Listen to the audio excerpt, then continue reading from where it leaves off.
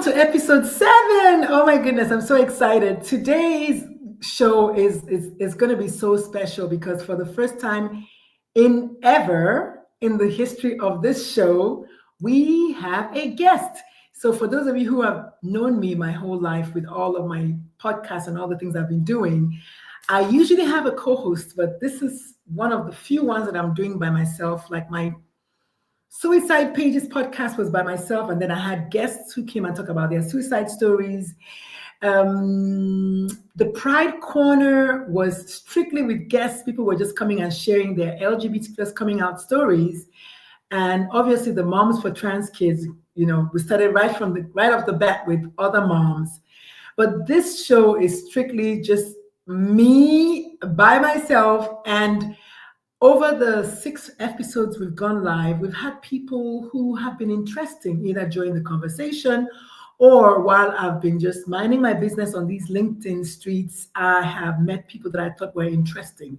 So over the next several weeks, we're going to have at least 4 to 5 guests. But it's just so amazing that our very first guest today is coming all the way from India. One of the things I talk about, my very first podcast called Suicide Pages, I was very surprised. One day I was minding my business and I got an email from someone who said, I just want you to know that I've been listening to your podcast from Guatemala. And I was so surprised. I was really, and she was like, yes, your podcast saved my life. I lost my brother to suicide, and just being able to listen to you made me feel better. I'm like, really? And then I got a letter from Philippines, and then it was just crazy. Nigeria, people from South Africa. So I'm just so thankful that this show is only seven episodes long, and we already have someone who wants to come and talk to us about what they do.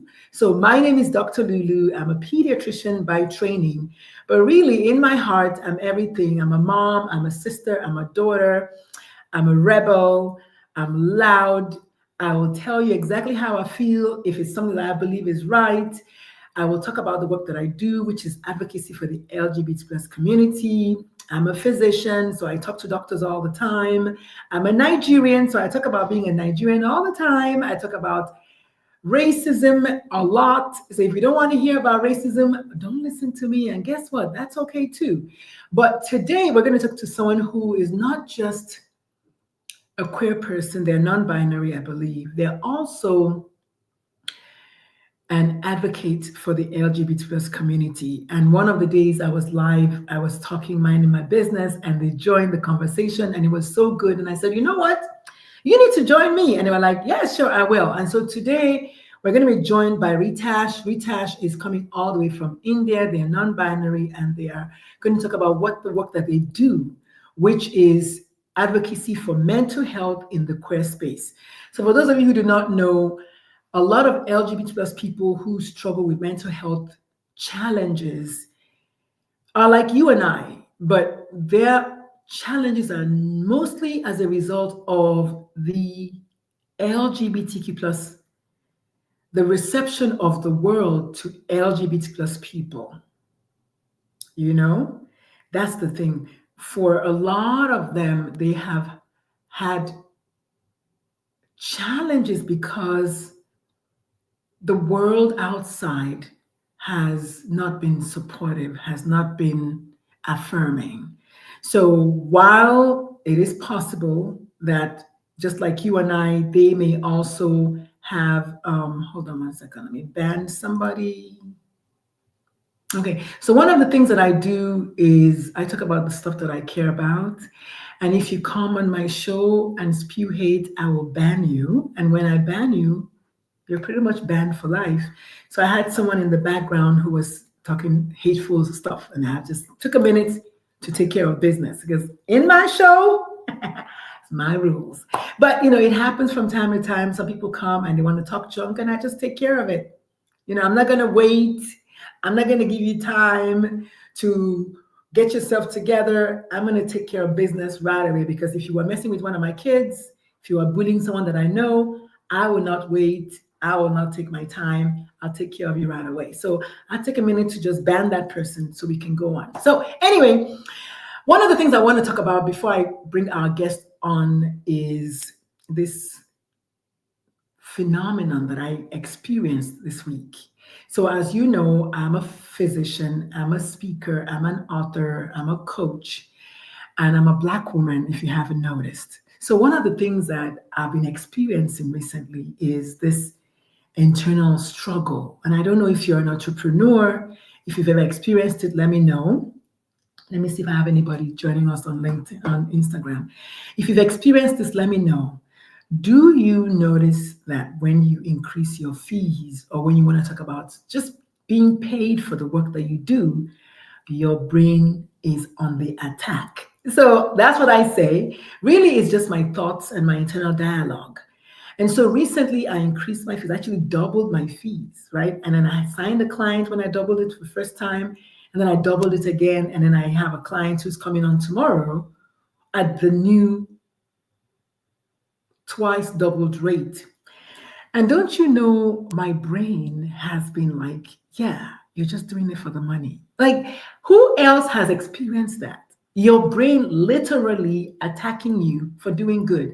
So my brain was like, yeah, you're just doing it for the money. No one really cares. Obviously, I can't ban my brain, right? Like I just banned that person just now who was trying to talk junk to me. I can't really ban my brain, but if I could, I would ban my brain. But my brain is just like, okay, I cannot ban my brain.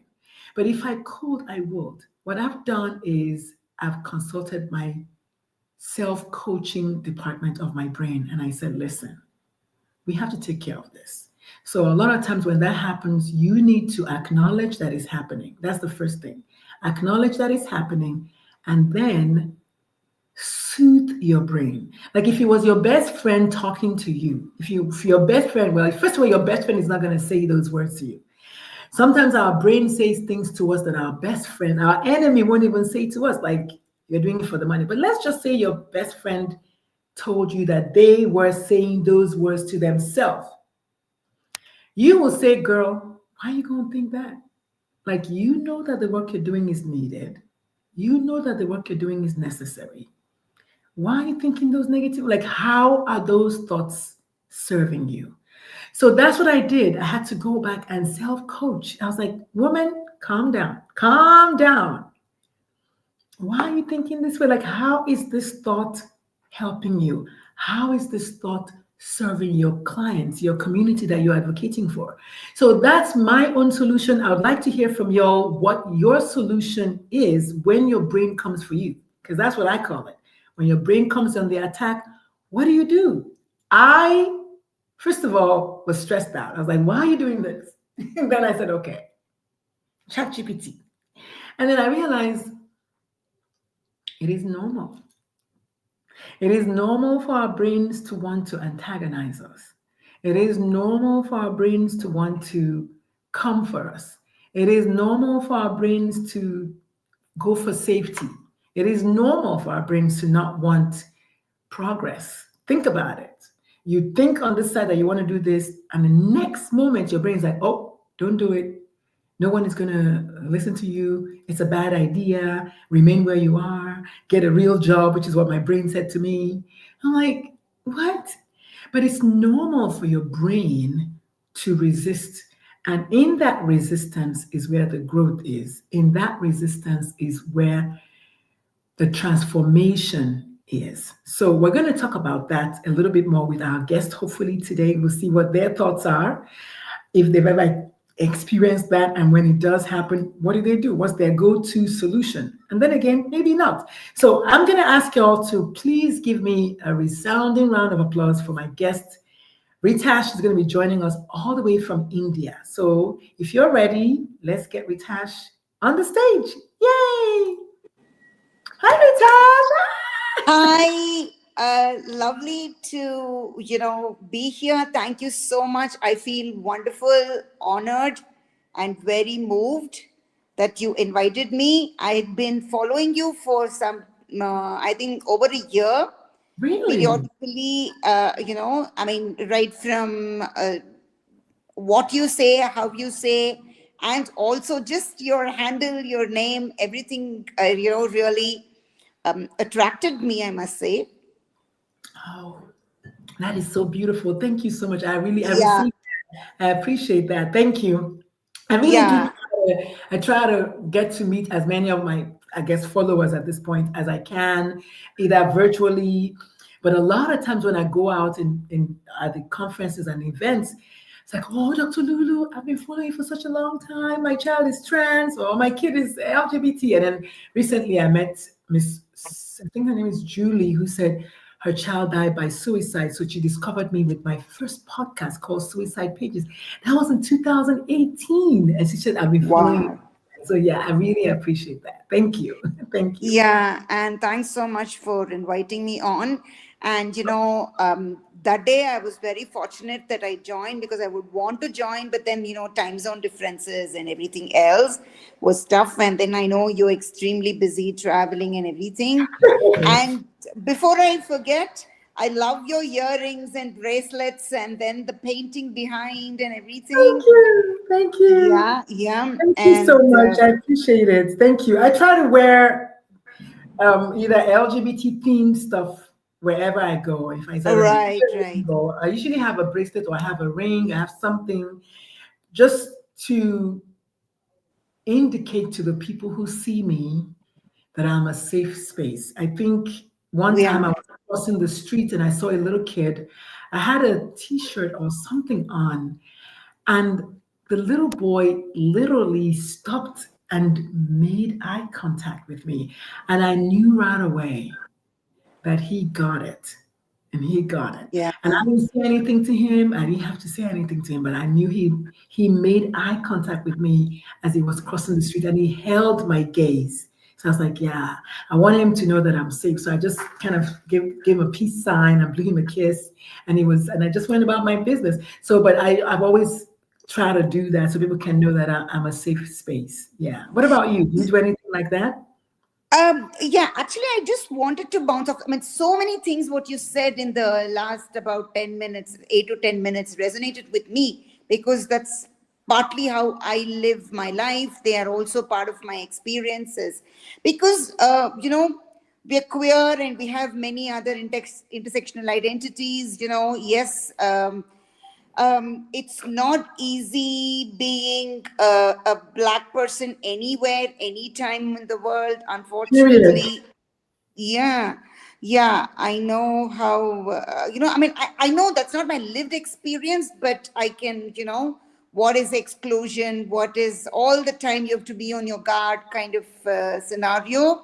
whatever, your profession may be, or, nowadays, unfortunately, citizenship status is also becoming so crucial, which is actually, yeah, but they first see you for the color of your skin or how you look or what you say or something like that or what you don't say even, right? Exactly. Yeah, Exactly.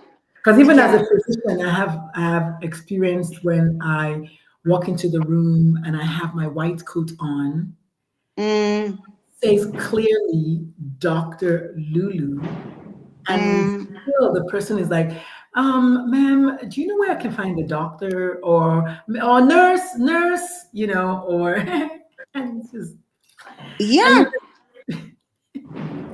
yeah, different. yeah, because I have done short stints, because I'm actually a computer science engineer. So I've done short stints in London and Sydney and New York for my project work. And believe me, I mean, this was like about 20, 25 years ago. Yeah, just at the turn of the millennium, between Mm, 1997 to 2002, I did many stints abroad. I mean, like, like a few months to almost a year. And it was sad, it was outrageous to see the racism day in and day out all the time. yeah. And also at that time, I was still unsure and, had very little information about being queer, not, Mm, yeah. It's sad and also painful because you have to be a couple of years ago, two queer friends and I presented a paper called self othering. Yeah, you have to mm, suppress yourself and it is so so terrible. And which is see, it is, we know it's an imperfect world, but like, because you regularly train and And I also am a trainer, and I'm also a research advisor and everything. So many times, like at 52, I still say, even if I've worked in some particular area for a long time, I don't say I'm an expert, because that time sometimes you feel that you know everything and nothing new to learn, kind of. But I think I Yeah. want to unlearn and relearn regularly, and I hope, and we need people like you to train, to say, yes, you know what, we may be physicians, we may be lawyers, we may be like, but still there are many things we can learn, even with, say, 25 years of teaching or 33 years of practice or whatever, right? Yeah. so Yeah, I so think that's the basis of cultural humility. One of the things I teach is cultural humility, where fantastic. people Yeah, have to just recognize that. I mean, they call it cultural competence, but I really prefer cultural humility because of great. the humility factor. It's like I speak 9 languages, but no matter how well I speak Spanish, I'm not a Spanish person. I'm not his. Yeah. I'm not a Spaniard. So there'll be some things that I'm not gonna know. And so I teach my doctors the art of medicine, not the science, the Right, art. right. Because the art of medicine is communication, the art of medicine is understanding, the art of medicine is unlearning.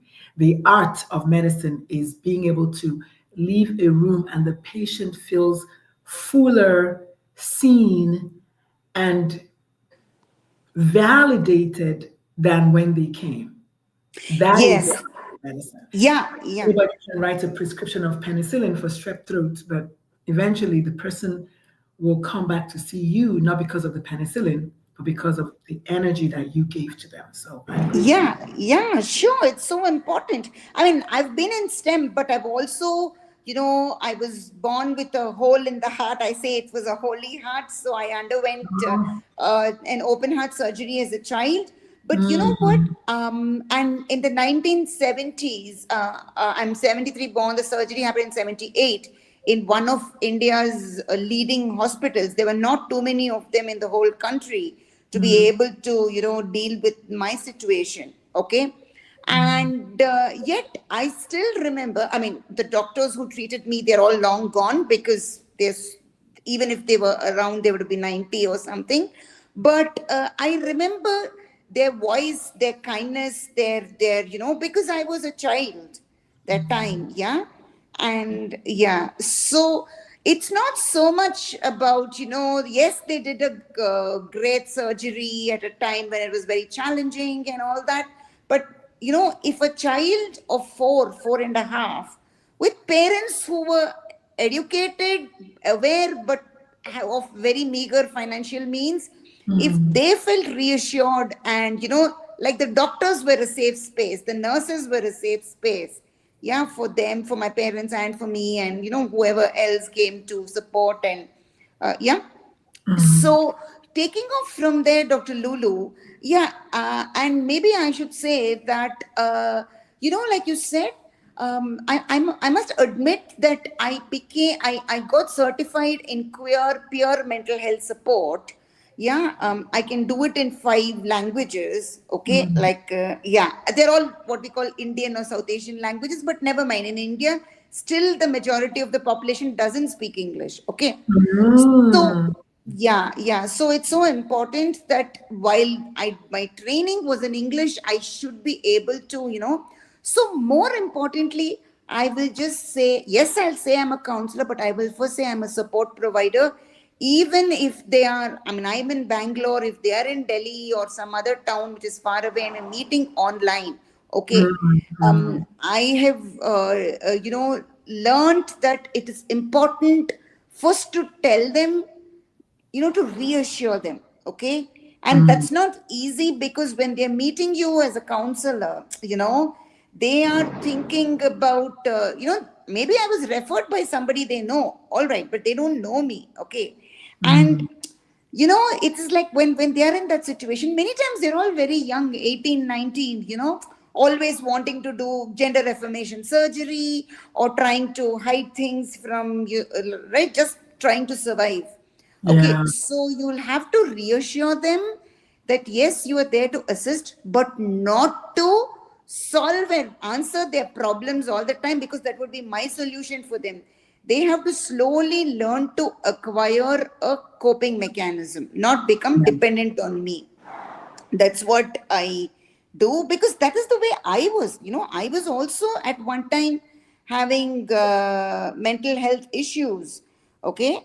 So, and my therapist taught me to acquire coping mechanisms, and because even if you have 24/7 helplines, how many of them, considering the just the disproportionate number of helplines or people who can support somebody who's in emotional distress, right? So I think the best therapist counselors who makes themselves redundant, yeah, not to create dependency, because you can't forever depend on somebody. That is how I do, and that is what I would slowly but surely advocate for. Yeah, I think it's a good idea that people everywhere else globally recognize that mental health is not a thing to be ashamed of. Mental health is not Yeah, it's universal. Everybody has mental health challenges from time to time. It's how you handle it and how much support you have. Mental health doesn't mean medication all the time.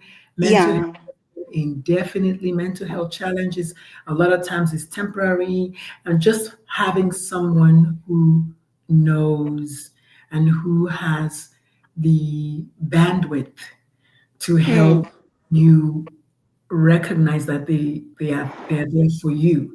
I say that with all my heart, because now in America they are bringing back, or Donald Trump is saying he's going to bring back conversion therapy for youth, which is just so bad.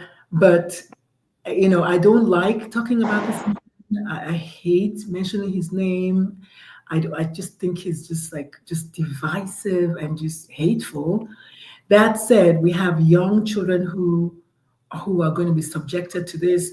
My only prayer and my the light at the end of the tunnel for me is that parents know that they are still the most important person in their child's life, because a lot of parents don't recognize that. No matter how old the child is, the parent is always going to be the most important person in their life. Yes, they might have friends, they might have um, a lot of times they have peers, but their parents is still number one. So if the parents recognize that, then it doesn't really matter what the government does right. to an extent, um, Yes. because a lot of the children who end up unliving themselves, a lot of the people who end up dying by suicide, many of them are not doing it because of the government. They're doing it because Yeah, people around them are disappointed them. People around them are not supportive. People around them are rejected. So I want people to know that the power is still lies with us. Yes, we have the right. mental counselors like you, but the power still ends up lying with us. I do want to talk a little bit about something you mentioned earlier on. You said when you were having your heart surgery, you were still not sure. To the extent that you feel comfortable sharing, can you tell us a little bit about what it's like to be a person of color, a brown person in this case? I don't know where all the colors came from. I don't know where black or white or brown came from, but we're just going to go for the sake of clarity. So, for as a brown person, what is it like? What is life like for queer people in India? Just in case there's a queer person watching this from India, what would you say to them? A younger person, maybe 10, 11, 12. What would you say to them? How did you navigate your own Yeah. situation? Okay, wow. It a lot of things, but just very quickly, yes, in India, again, my skin color versus me being a brown person in another environment is slightly different. But Mm, yes, everywhere in the world, unfortunately, there is this obsession with pale skin color, right? With white skin color. There is no denying Sadly, that. It's tragic. It is, it is outrageous, but it is there. And all sadly. the best laws and advocacy and support, unfortunately, is not doing away with it. Yeah. And we know that the fairness cream industry is billions of Oh, dollars worth. you Yeah. know, do you have that in India? Do y'all have that? I did not know that. Oh, I thought it was just Yeah. I thought it was just Nigeria. No, no, I no, know in no. Nigeria there's an obsession, No. light Yeah. skin. And I'm not gonna lie to you, when I was growing up, I used to be like, oh, I don't like to be dark skinned. I don't like that my skin is dark. My sister is lighter than me, and my brother is lighter than me, and my mom is light skinned, and I'm dark skinned. And it took me a while to come to terms with that myself because there was just so much Yeah. information around, about light skin. All the models on TV were light, it's just light, light, light, light, light. Yes, yes, yes. Yeah. So I've had friends who have said similar things to me, like, because, they'll say, oh, you're lighter skin, but then somebody has lighter skin, whatever. Or, if my parents, strangely, my dad, both my grandfathers, all are considered very dark skinned people. And they would be like, oh, how did you come from? I mean, it was so insensitive and completely unnecessary. Yeah. Now, going to from that to, the surgery thing, but I had severe body image issues because, now this With the thing, I scar. have the scar for 6 inches, right?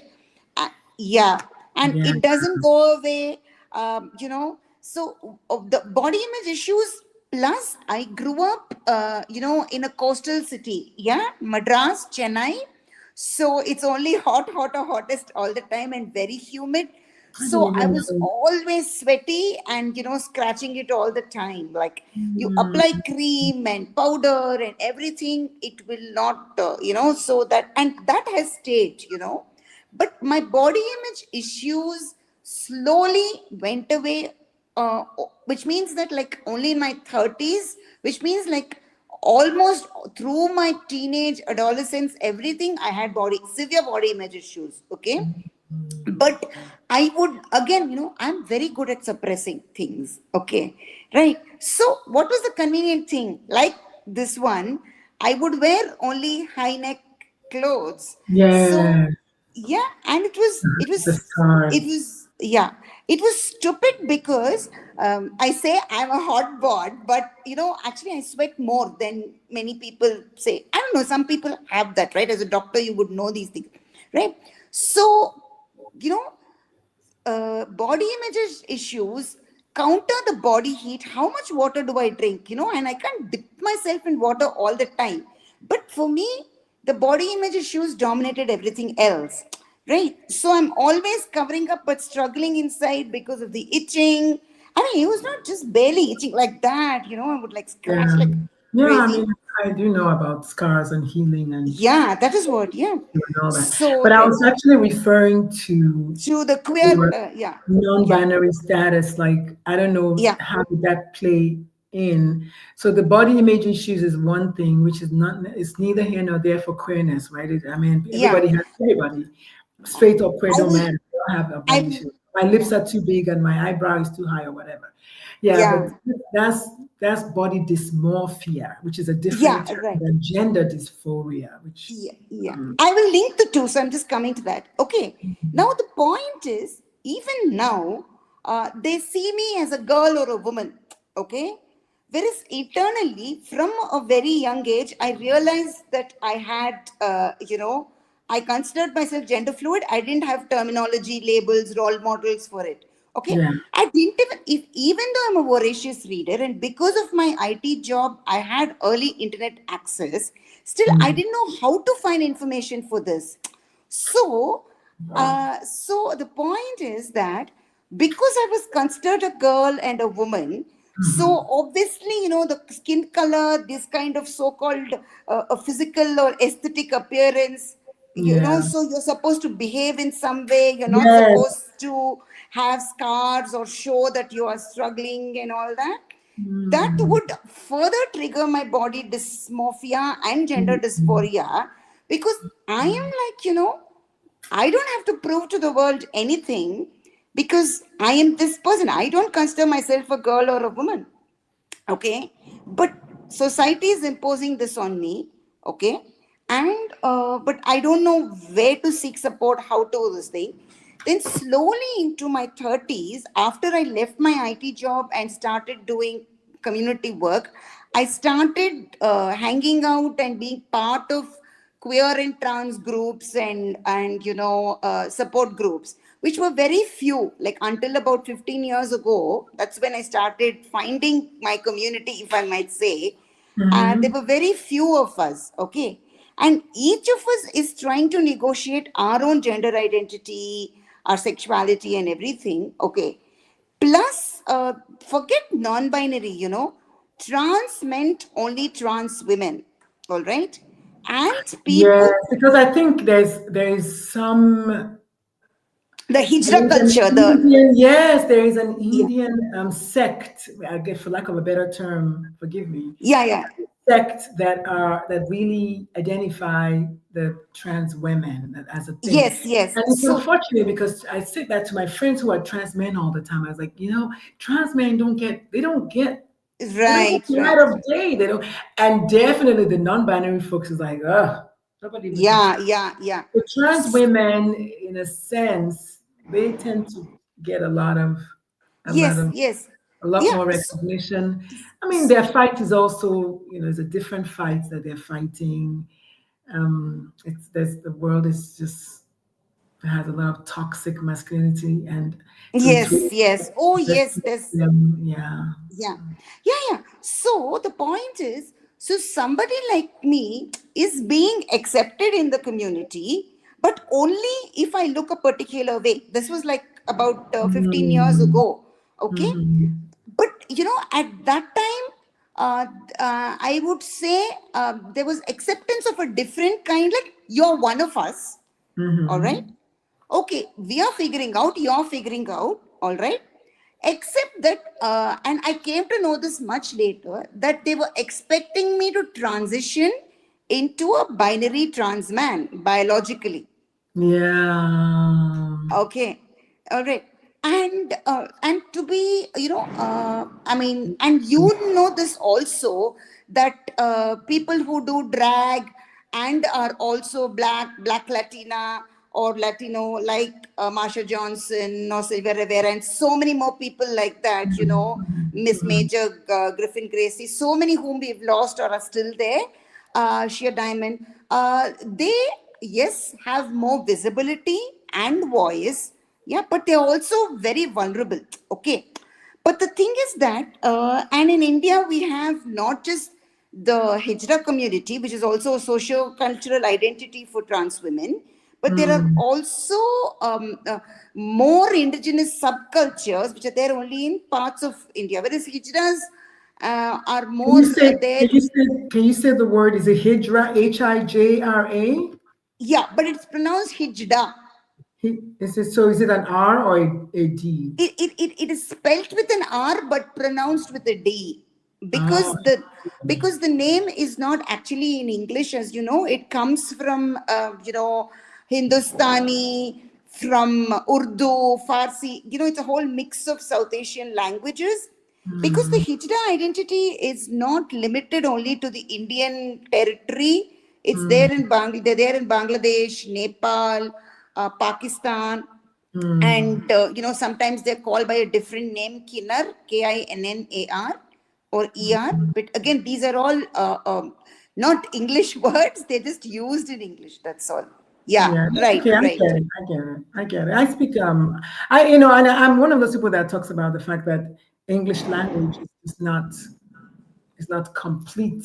It doesn't have so many things, so many Yes. letters, so many things you can't express in English.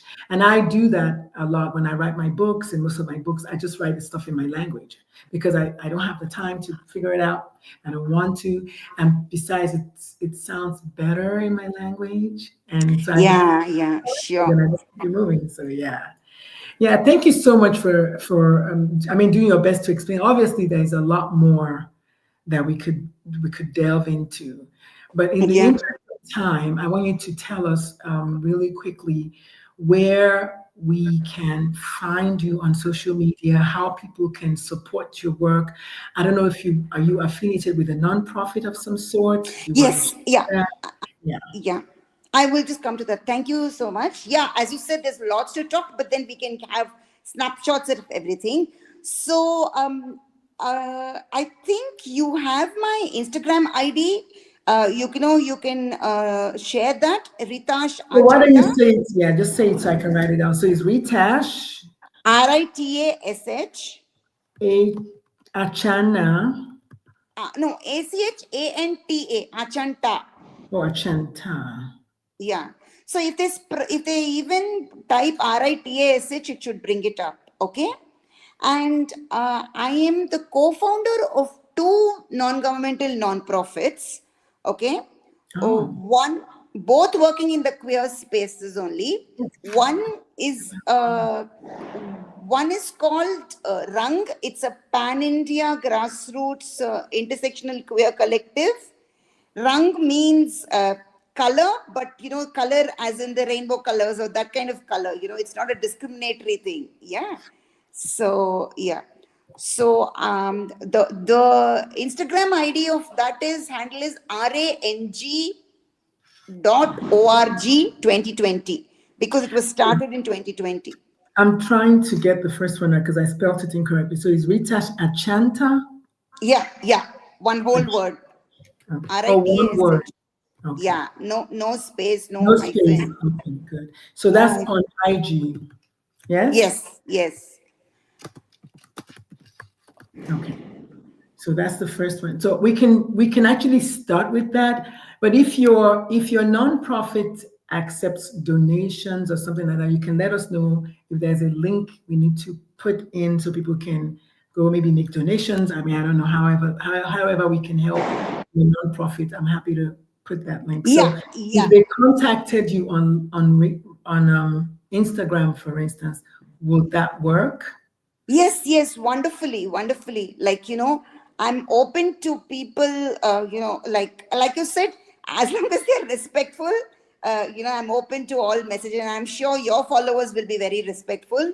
So, yeah, so they Yeah. can I do. mean, obviously, I can't vouch for people, right? I don't know. I don't know anybody but myself. I can't even vouch for my kid, and I love him so much. This is my youngest. I can't even vouch for him. Like, I'm just Wonderful. saying, yeah. People know, but just like I had to ban someone who was making very mean, evil comments. Sometimes That's, I use my ban button. I want to introduce you to someone. I don't know if I can remember if I can pull up his name. Oh my God, but he he was a prince in India, okay.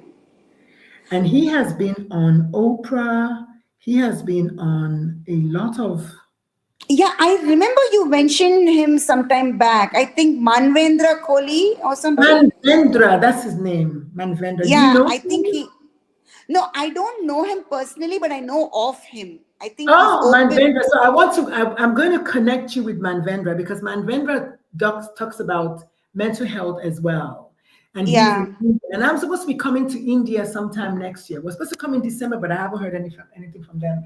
But I Wonderful. think I'm going to connect you with them. I don't know what part of India they're in, but I just pulled up his thing and I'm going to connect you with him because I think you, at least if nothing else, just get to know of each other. Maybe Yes. Oh, wonderful. Community connections are so important, yes, Dr. Lulu. Yeah, yes, that's so the thing. And the other group that I'm very close with, okay, are the intersex people of India. Okay, the people born with differences in sex development, yeah, often very misunderstood and pathologized, right? I mean, as a yes. pediatrician, I think you will know that so much because it starts there in childhood or in infancy. So that's Hmm. a slightly closed group. And I am one of the two people who's queer but not intersex myself. But, I'm a supporting co founder because they're no more just professional. They are my friends. We are all like, yeah. So many times, right, in our profession, we meet people professionally, but they become. So this is the Intersex Human Rights India network. It's a closed network for and of intersex people in India. It's a pan-India network. It's about yeah, I've known intersex people for about 8 years now. Oh, Intersex Awareness Day is coming up this weekend, 26th October. But this was launched in 2019 in April. There are a couple of us, as I said, who are not intersex, but because we've been associated with them for so long, there's so much mutual trust, and so effectively, as you said, we have to be the safe space, right? Because for some of us, I think somewhere the universe or our life has told us, yes, you will have your challenges, but you better reach out, And it was so heartwarming, just like the way I connected with you, right, Dr. Lulu? I've slowly but surely connecting with people. And I think some of us, amidst all our, everybody has such ups and downs in life, but we want to be there for others.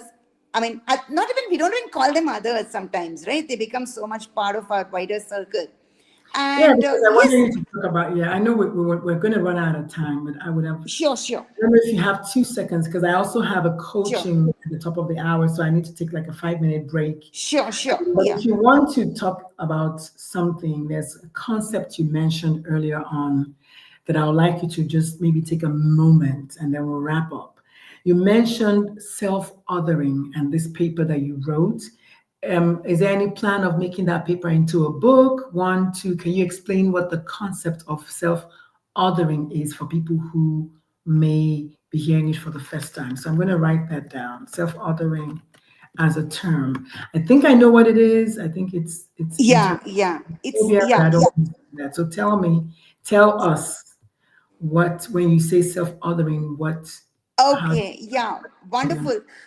Thank you for asking. Yes, I've been writing many things for a long time. Yes, I can share some links to my articles. But self-othering is this, when you're suppressing some part of yourself just for the sake of acceptance, safety, just for survival, right? mm, As you said, right? Navigating, we are all the time navigating with society, with life, whatever, navigating life, and sometimes negotiating internally, negotiating socially, yeah, non-verbally, and it doesn't have to be that way. Why should only cishet white supremacist ableist men have it easy yes. and all the time, and look at all the BS that they're doing, I all the know. On time. top of Yeah, all of that, they're just, and yeah, obviously I know there'll be one guy here on LinkedIn who's gonna come and say, "Well, I'm not that." Listen, we're not saying all, but we're yeah, saying enough of you are just douchebags. Enough of y'all are douchebags. yeah, And right, right. so this is Yeah, what, so our guest today, Ritasha, is saying that self-othering is the concept of suppressing a part of yourself in order to conform. And oh my God, don't I know a thing or two about that? I'm a Black queer immigrant, single mom of 3, right? And one of my kids happened to be transgender. Yeah, I do know a thing or two about that. I think in life, we have to begin to learn to first of all to unlearn all the BS that we were taught as kids, but also to begin to learn how to give ourselves permission. One of the mm, one of the terms that I coined that I am actually trademarking, or the term one of them is reverse intersectionality, where I say that it's a concept whereby we use marginalized identities, all of them, for positive good, for the work of God. Like literally, I stop being, oh, I'm a Black queer immigrant. I'm a Black queer immigrant because, mm, right, using it for good, using it to spread awareness, using it for change, as opposed to hiding behind, which is what this is. For me, when I heard really the term internalized homophobia came from me. I was like, yeah, that sounds like that. Internalized homophobia is like, I'm not gonna say anything about this, but Internalized homophobia is even worse because then I now self-destroy. Like I not only Yeah. I'm also part of I also join other people to destroy myself, which is really what I see a lot of people who are very outwardly homophobic. I think they're in the closet of some sort because Yes. you are not, why will somebody else's being non-binary or somebody else being anything, why would it bother you, right? But Yes, yeah, yeah, yeah, right. But yeah, to me, you know what? Simultaneously, like you just said, every time I say that, openly to somebody, sometimes so-called out of context, but for me, queerness is so much part of my context, it is. and my invisible disabilities. So when I say that openly, so many people else will feel affirmed. Apparently, that's the feedback I have gotten multiple times. So, yes, it took me a while to But that accept. is Yes, yeah, but that is the concept of representation. That is yes, why you yes. can't. That is why you cannot afford to hide any part of yourself. I talk about Right, right, right. Yeah, I talk about just yeah, just muting parts of yourself or yeah, yeah, to make other people feel comfortable. Fuck them. Fuck all of them. yeah, You don't yeah, feel yeah. too bad. Right, right. Yeah, yeah, But yeah, I really appreciate you. I know we could have this conversation for 10 hours and still keep going, but I do. yeah, yeah. The show is actually 30 minutes long, but we've done 48 minutes, and I think I'll make it 45 minutes because it's my show. I can make it however long I want. But I will need to take my leave just because I have to prepare my mind for mindset coaching for the next hour with a bunch of Sure. entrepreneurs. So thank you so much, Ritash, for coming. Oh my God. Thank you for just, first of all, I know it's like what, 9 p.m. over there now in India? It's 10:15. It's 10:20 p.m. It's 10:20 okay. p.m. So it's late in India. So thank you so much for coming and staying up late and sharing with us and sharing your knowledge and just your wisdom and making it possible for other queer Indians to watch this show and be like, yes, I'm like them, or they're like me, or I want to be like that when I grow up. So thank you so much for representing the queer folks in Yeah, everything that you do. Thank you for holding space for people who struggle with mental health in mm. places where we don't really have a lot of resources. So I really Yeah, truly appreciate you.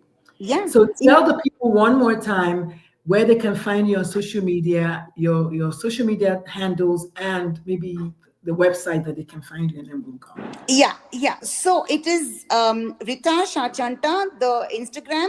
Instead of telling too many things, I'll just tell that one thing so that they can DM me and I can connect and we can take it forward through our collective. If they're intersex specifically, there's another support space for them because they want to be even more yeah.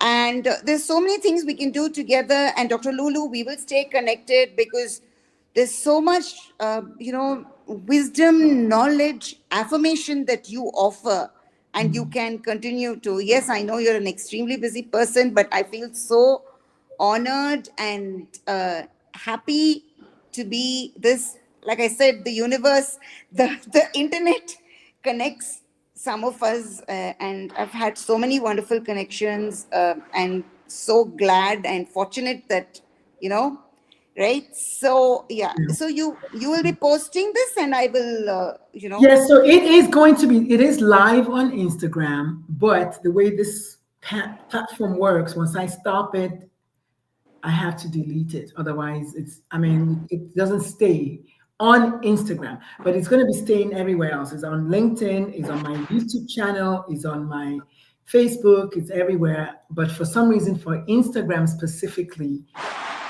I think you have to delete. I don't know what it is, but it doesn't stay on there. But yeah, it doesn't let you record and upload doesn't let you know. It apparently. doesn't say Yeah, like even if I I went tried. live normally on my Instagram page, it will stay. But if I go live through StreamYard specifically, it doesn't stay.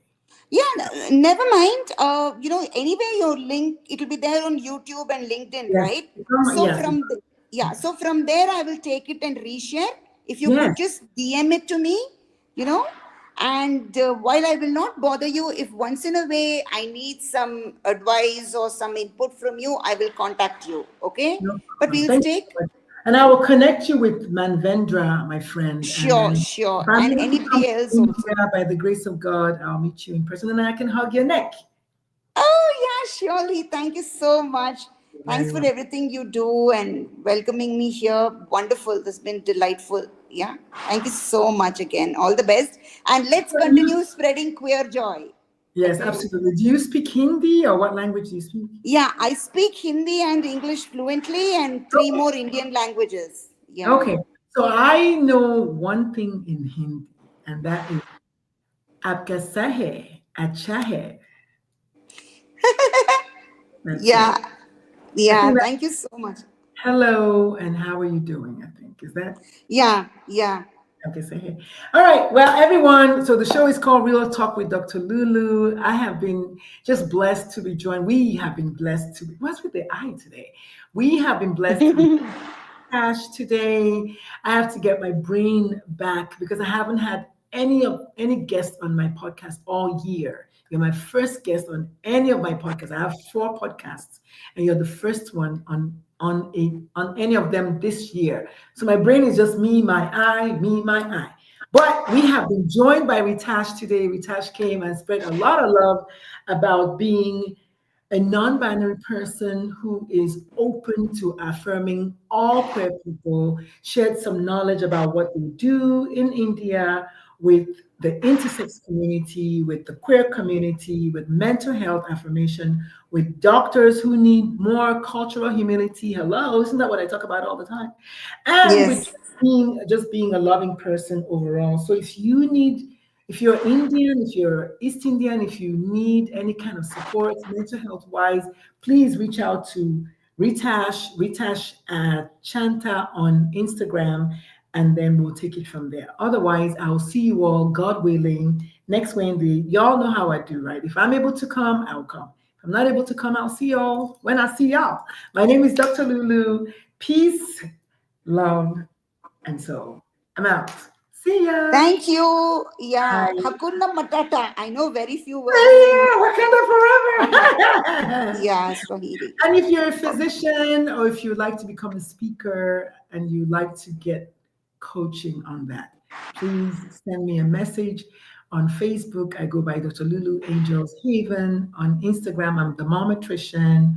On LinkedIn, Dr. Lulu. And I think my YouTube is Moms for Trans Kids. So just find me somewhere, go to my website, dr-lulu.com, and send me a message. Let's talk because you do not have to suffer alone. There's help, right? Yes, Right. yes, sure. Yeah. And we Bye, can all y'all. be, yeah. Yeah, Humanity connects us. Yes. Bye. absolutely. And Absolutely. let's spread queer joy. Bye. Amen to the great joy. Yes. Hopefully you can Thank come you. back to the US soon and then we can meet. If you ever come to Atlanta, let me know. Yeah, yeah. It's overdue. It's been a long time since I visited the US and a lot of people are calling me. So hopefully someday. Okay. Yes. Yeah. There's a And bunch hope of to meet. Indians. Yeah, I know a bunch of Indians. They're all Mm. physicians, but if they're doing anything, I'll let you know. Sure, sure. And when you come to India, hopefully we will meet. Oh Surely. yeah, no Yeah. doubt. I'll be going to New Delhi, so yeah, I'll definitely I'll be there. Yeah, yeah. I'm in Bangalore, but let's see. We'll figure it out. Yeah. Okay, it's done. It's done. Bye. Thank And the you. ancestors and let the ancestors say amen. Amen. Yeah. Take care. All the Bye. best. Bye. So I will close this. Okay. Yeah. Mhm.